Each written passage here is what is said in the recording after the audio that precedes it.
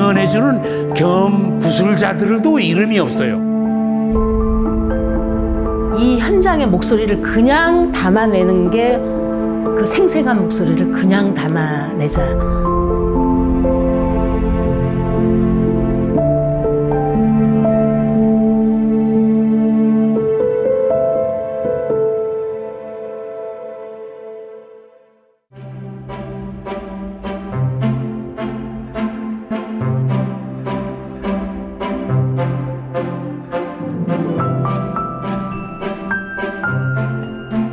예, 저는 지금 4.3 연구소장을 맡고 있는 김창호입니다. 사실 제가 4.3 연구소하고 인연은 1987년부터 이어졌으니까 지금 어떻게 보면 40년이 다 됐습니다. 예, 증언집이죠. 89년에 출간돼서 나오죠. 그 당시는 정말 우익 쪽에서, 정부 쪽에서 4.3은 빨갱이, 폭동이라고 하는 책 관변 자료 몇 개밖에 없었습니다. 4.3 얘기해 줄 수 있는 자료가 아무것도 없었어요. 그냥 저희들이 참고할 자료도 없어요.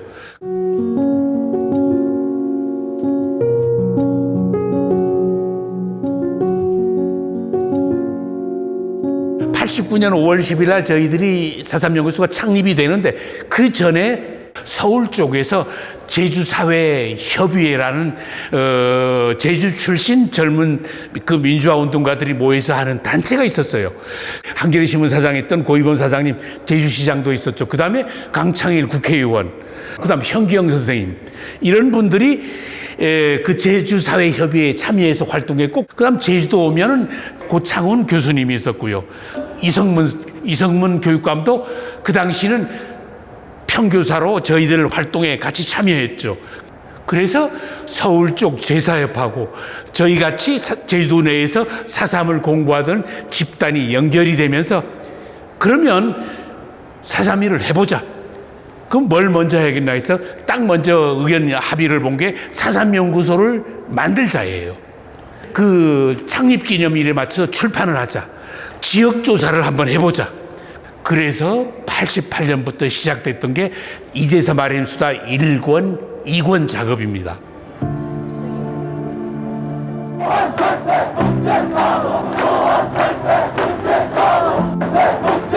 본인의 임기 만료와 더불어 부임자에게 정부를 이양할 것을 천명하는 바입니다.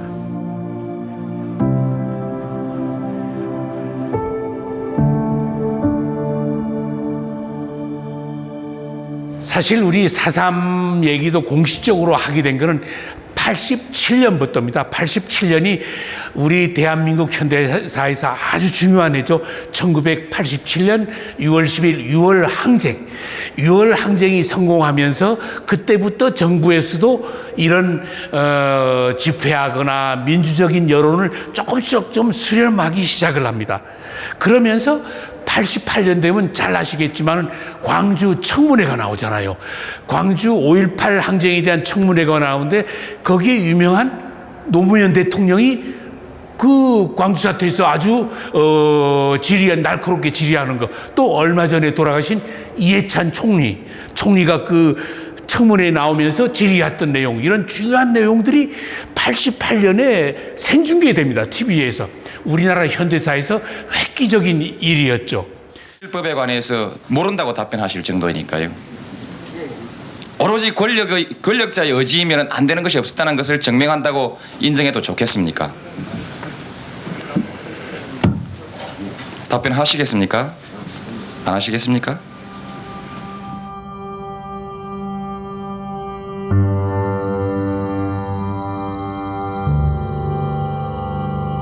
5.18 항쟁 얘기하는 걸 들으면서 이구동성으로 했던 얘기가, 우리 4.3은 1년 내내 생중계도 말이 끝나지 않을 거라고.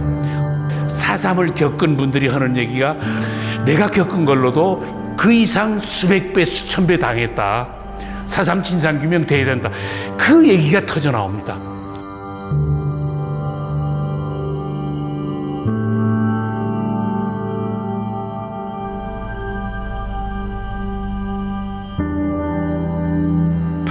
내가 몇 살 되나? 한 30대 중반이었어요. 30대 중반 막 넘어갈 때쯤. 그냥 좀 팔팔하긴 할 때죠. 우리는 완전 운동가요. 그때는 진짜 운동가요만. 제주도의 노래라는 거 있어요.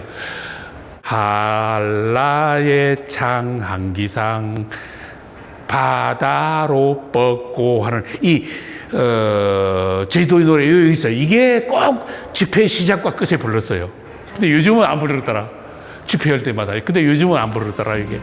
한라의 창한기상 바다로 뻗고 태평양 푸른 물결 강노라들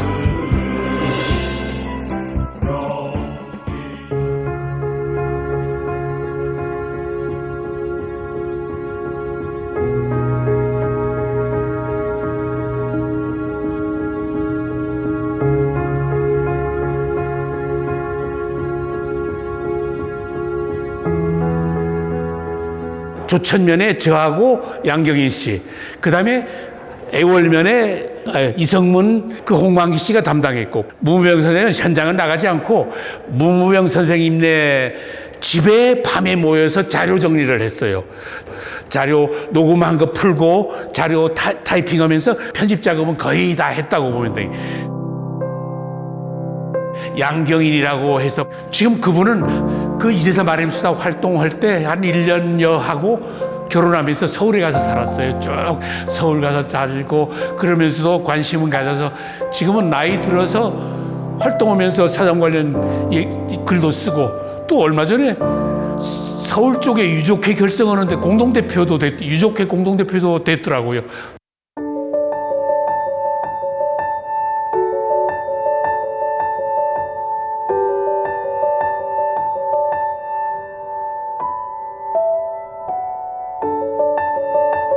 네, 저는 1959년 제주생이고요.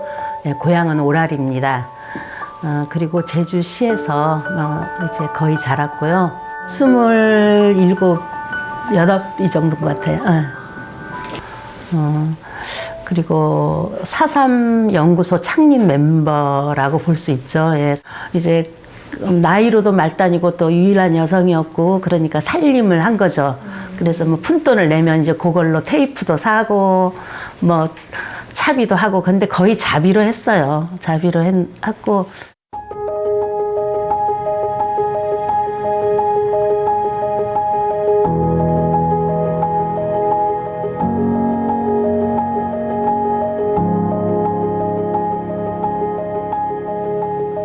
민주부라 그랬어요. 완전 진보적인 마을이에요. 민주적인 마을이었던 뜻이요. 조천 리를 중심에서는 일제 시기부터 항일운동가가 가장 많이 배출됐고, 이 항일운동가들이 4.3이 일어나자 거의 활동가로 참여했고, 그러면서 순환도 제일 많이 당했고, 또 가장 중요한 조천중학원이 있었어요. 이 조천중학원이 어떻게 보면 항쟁의 근거지예요. 4.3 항쟁의 근거지예요. 조천중학원의 선생님들이, 유명한 선생님들이, 일본서 공부한 선생님들이 많이 오고, 그러면서 조천중학교가 그만큼 4.3하고 연관성이 많아서 얽힌 얘기를 많이 했고요. 건국준비위원회, 인민위원회, 그리고 민주주의 민족전선 해서 나중에 이렇게까지 가는 그 독립운동가들의 그 분들의 얘기는 이제 하나도 그 기록이 안 돼 있어요. 그분들이 4.3의 무대에서 어떻게 움직였는지. 증언에도 나와 있듯이 팥으로 매주를 쓴다고 해도 믿을 정도의 그런 신뢰 높은 사람들이 전부 4.3 때 활동을 했다는 거예요. 그러니까 저희들은 그걸 복원하고 싶은 마음이 큰 거죠.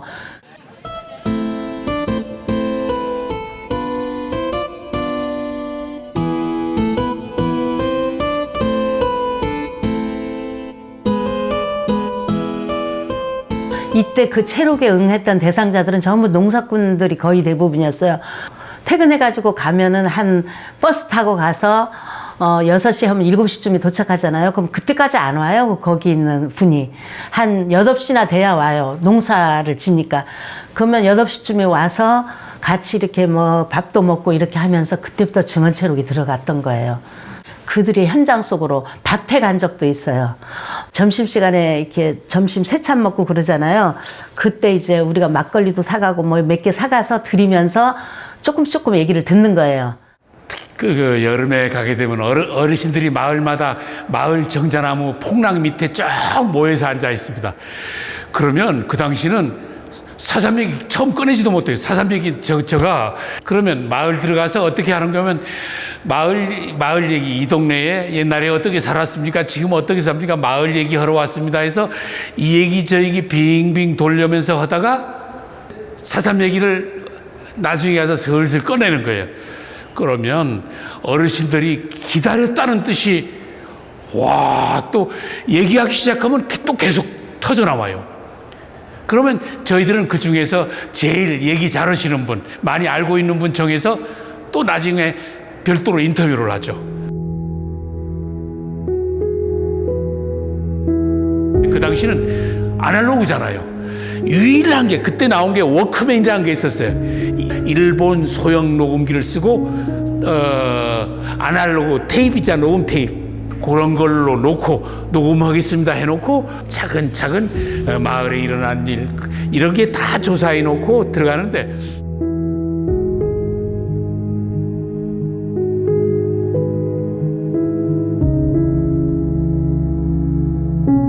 한 번은 문무병 선생님하고 선늘에 체력을 갔다 오는데 오게 되니까 이제 차도 다 끊기고 버스도 끊기고 그때는 우리 자가용이 없을 때예요. 버스 끊겨서 이제 조천까지 와야 버스를 타고 제주시로 오는 거예요. 그래서 걸어오는데 이제 지나가는 차량이 있잖아요.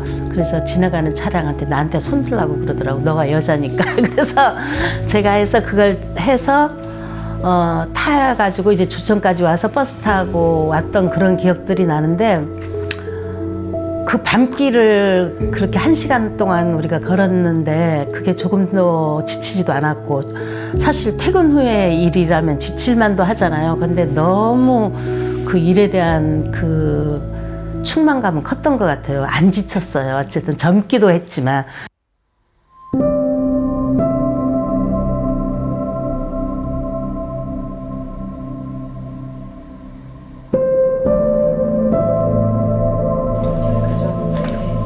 여기 보면은 면담자 이름도 없고 예. 증언을 해주신 이름도 없습니다.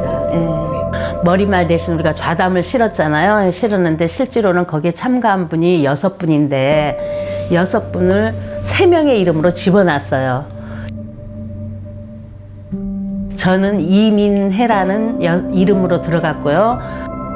그리고 제 이름 속에는 김창호 선생님의 얘기도 있을 것이고 그때 전부 현직 교직에 있었고요. 뭐 김창호 선생님도 오영고등학교 영어 선생님으로 계셨고 이성문 선생님도 다 교직에 있거나 뭐 말하자면 공무원이거나 이렇게 했기 때문에 자기 이름을 노출시키는 게 구속을 면치 못하는 일이기 때문에 이제 홍만기 씨는 직장을 그만두고 내려왔기 때문에 자기 이름을 쓸 수가 있었고 이민혜라는 이름은 이제 만드는 거예요. 그게 뭐 민중의 바다 뭐 그때의 그 감성으로 아마 그런 뜻일 거예요. 그래서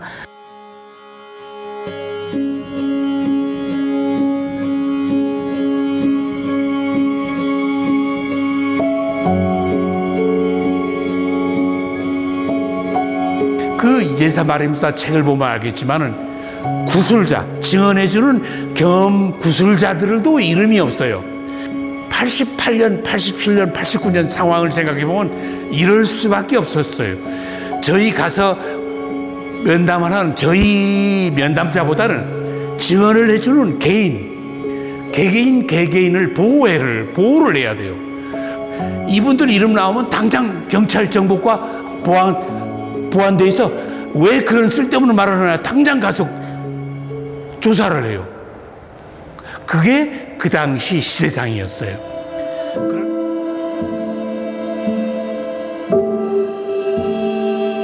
처음 그 말을 들었어요. 멸젓 담듯이 사람을 담아서 구덩이로 메웠다.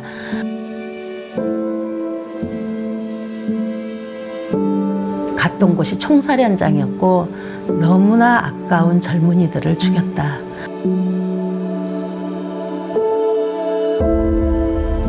나 더 이상 제주에 못 있겠다. 빨리 떠나자.